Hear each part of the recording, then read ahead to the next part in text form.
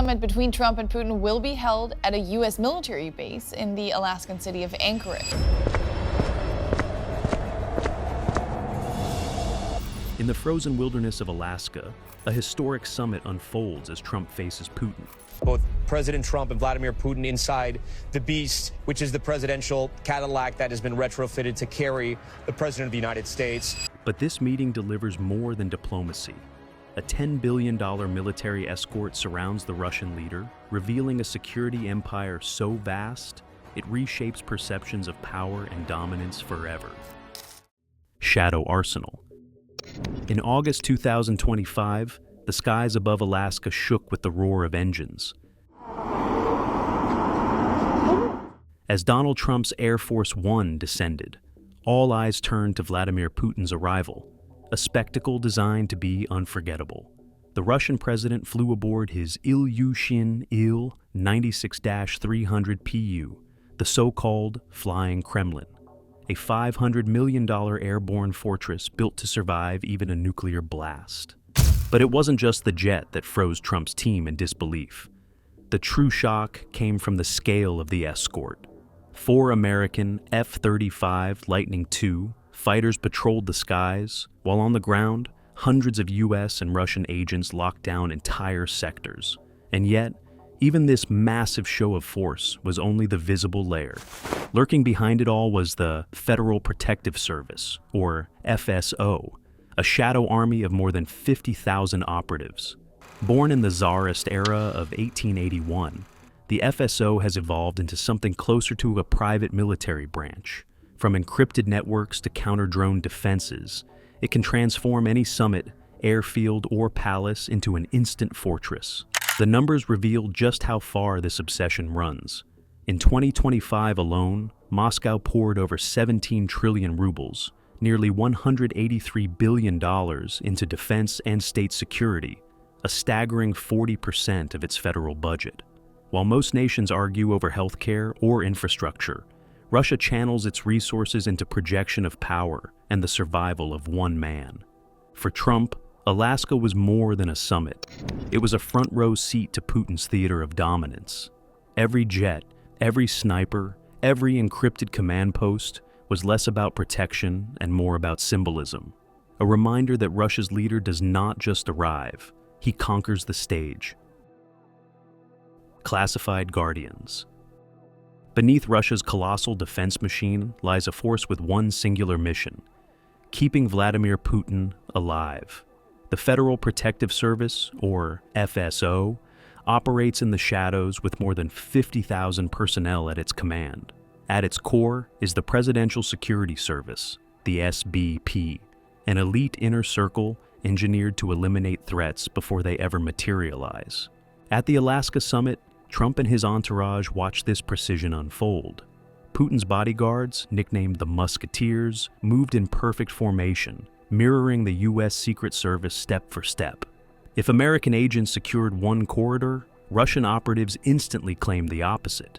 Snipers, counter-snipers, and armored shields created a seamless dance of power where no gap was left exposed.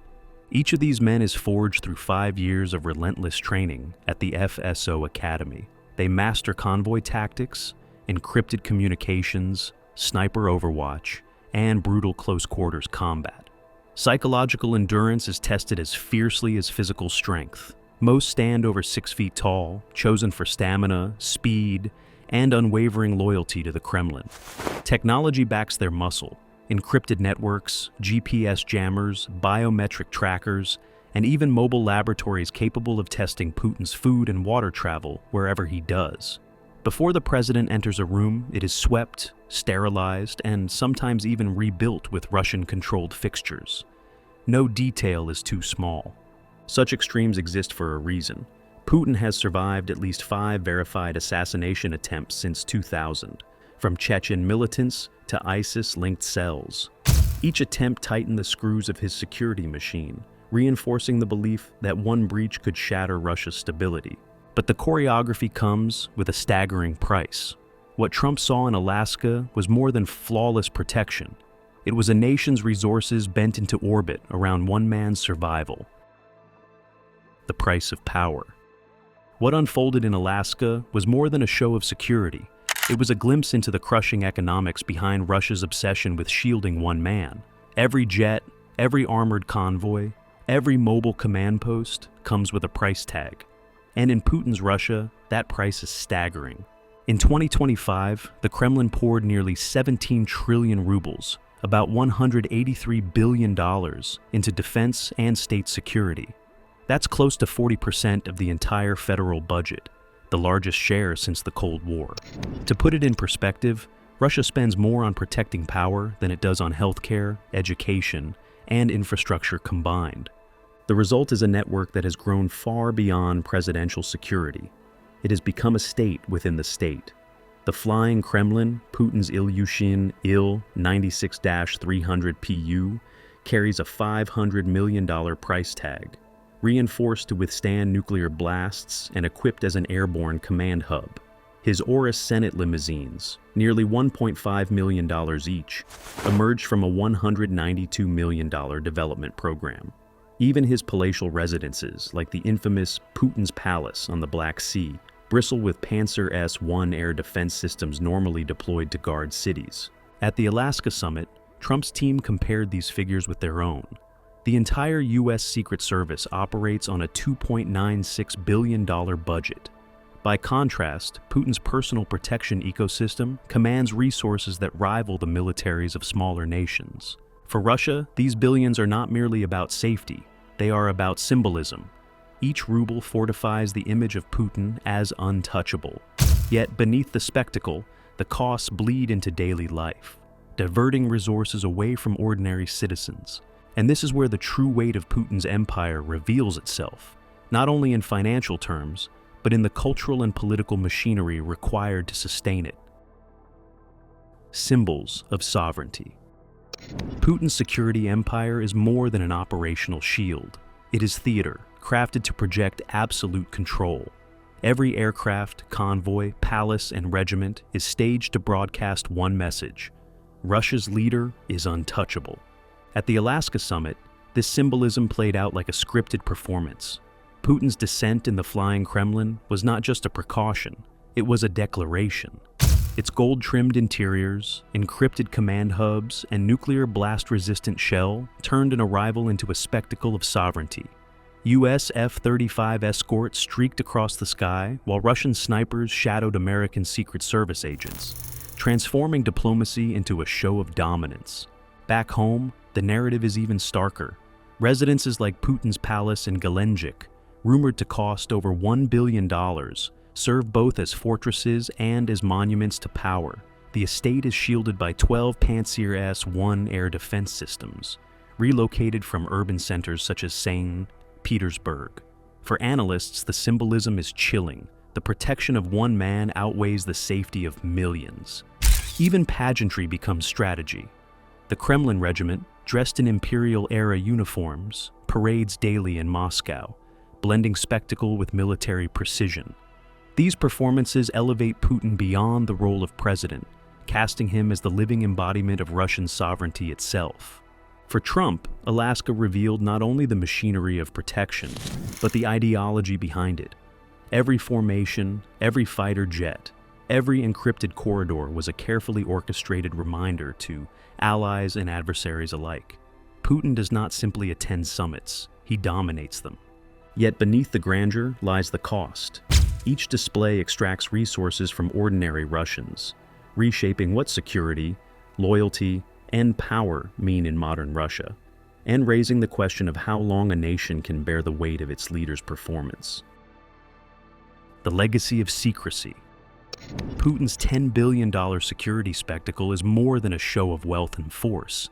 It is the surface of a deeper reality, a nation governed by secrecy and sustained by fear. The very systems that shield the president also shape the daily lives of millions of Russians.